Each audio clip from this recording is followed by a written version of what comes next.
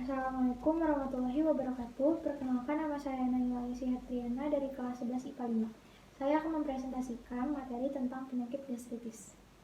Gastritis adalah salah satu gangguan pada saluran pencernaan yang umum terjadi.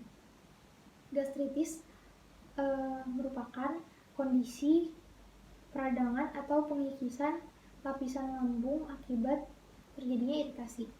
Lambung manusia memiliki kelenjar yang berfungsi untuk memproduksi asam lambung dan juga enzim pencernaan. Agar tidak terjadi iritasi, maka lendir ini akan melindungi lambung dengan cara melapisinya. Nah, gastritis terjadi ketika tidak ada lendir yang melapisi lambung sehingga rentan untuk terkena iritasi. Lalu untuk penyebab terjadinya penyakit gastritis, yang pertama karena infeksi oleh bakteri H. pylori. Lalu yang kedua, efek samping konsumsi obat untuk menghambat gejala peradangan secara berkala.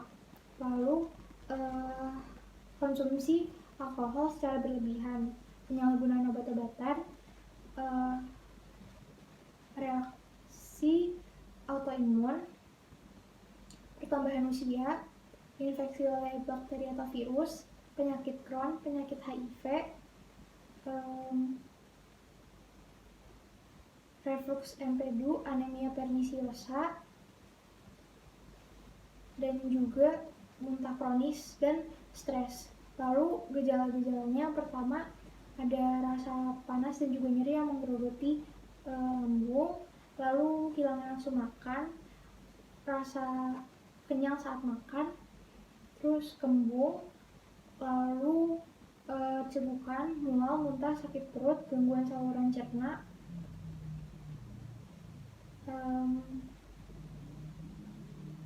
BAB dengan tinja berwarna hitam pekat, dan juga muntah darah.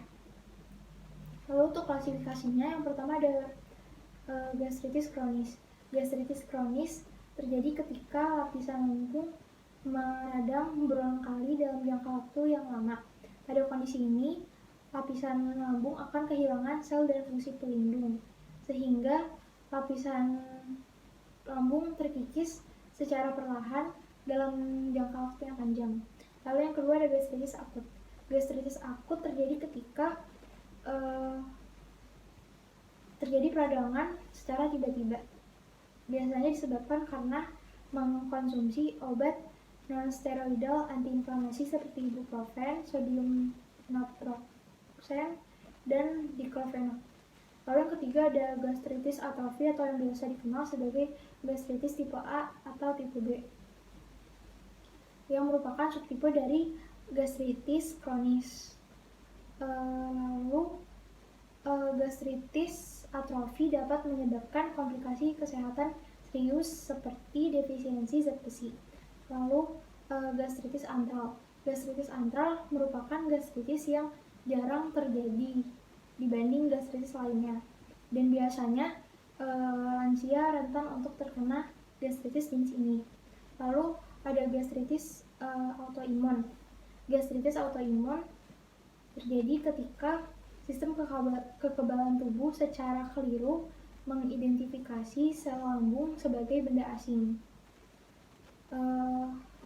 Kondisi ini dapat mempengaruhi produksi asam lambung dan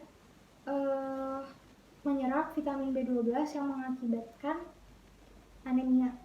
Lalu ada gastritis erosif yang menyebabkan borok atau pendarahan pada lambung.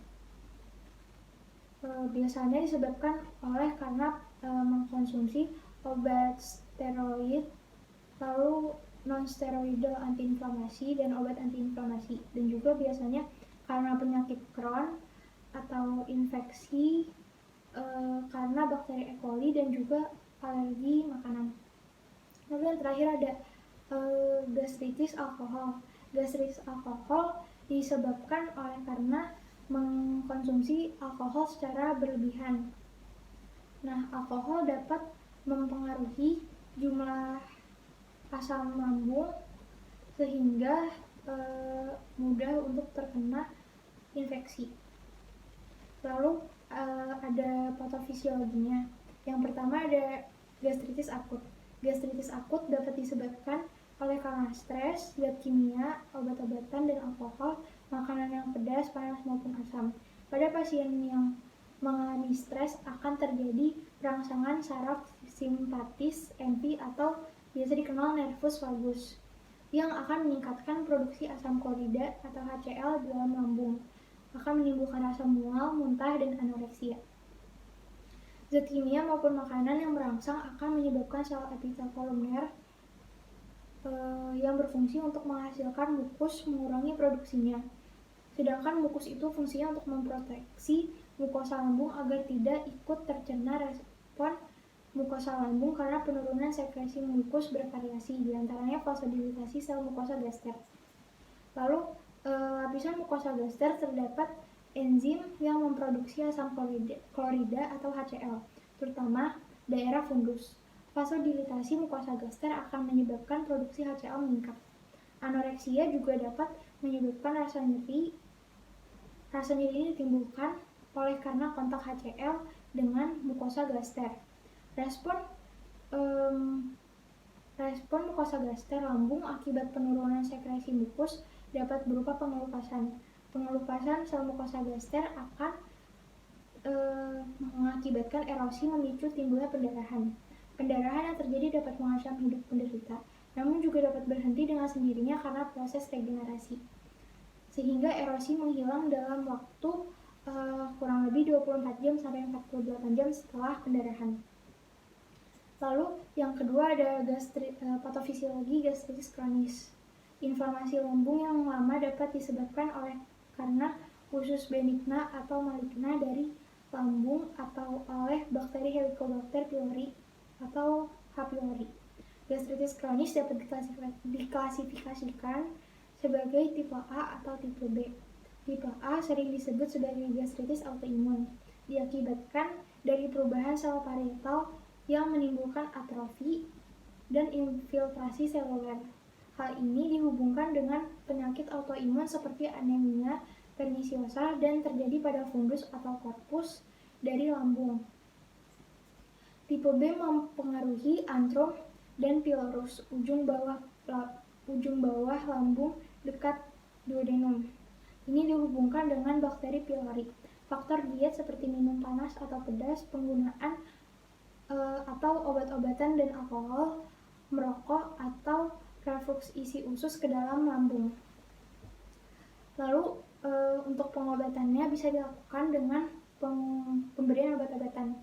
Yang pertama, obat antasida. Antasida mampu untuk menetralisir asam lambung dan biasanya cukup efektif untuk gastritis akut. Lalu yang kedua ada obat penghambat histamin 2. Obat penghambat histamin 2 berfungsi untuk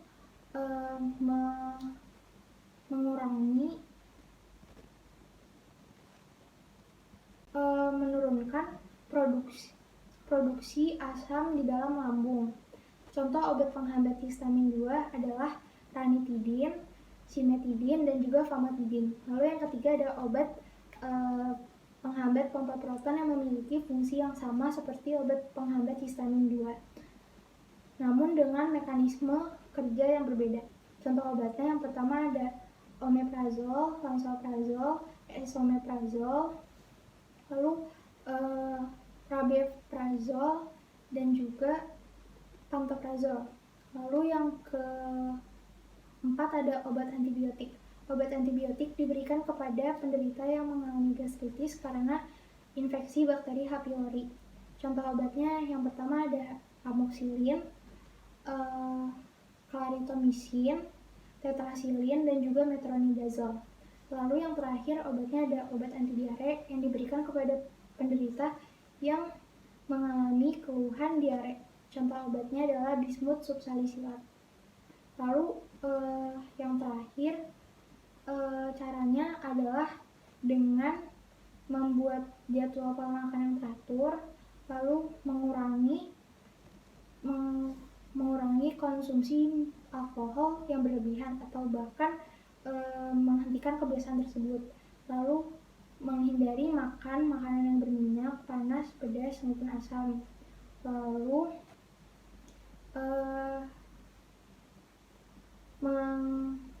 mengurangi stres. Jadi saya akan menjawab pertanyaan yang diberikan oleh Pak Malik. Pertanyaannya adalah dijelaskan secara fisiologis pengaruh stres dapat menyebabkan penyakit gastritis. Jadi stres memiliki efek negatif melalui mekanisme neuroendokrin terhadap saluran pencernaan sehingga berisiko untuk mengalami gastritis. Produksi asam lambung pada saat keadaan stres seperti beban kerja berat, panik, dan juga tergesa-gesa akan meningkat.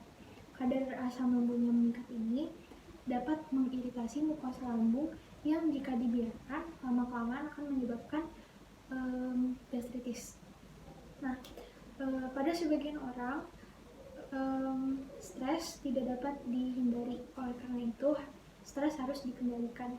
Cara mengendalikan stres yaitu dengan cara mengkonsumsi makanan sesuai dengan nutrisinya, istirahat yang cukup, lalu olahraga secara teratur, dan juga relaksasi yang cukup.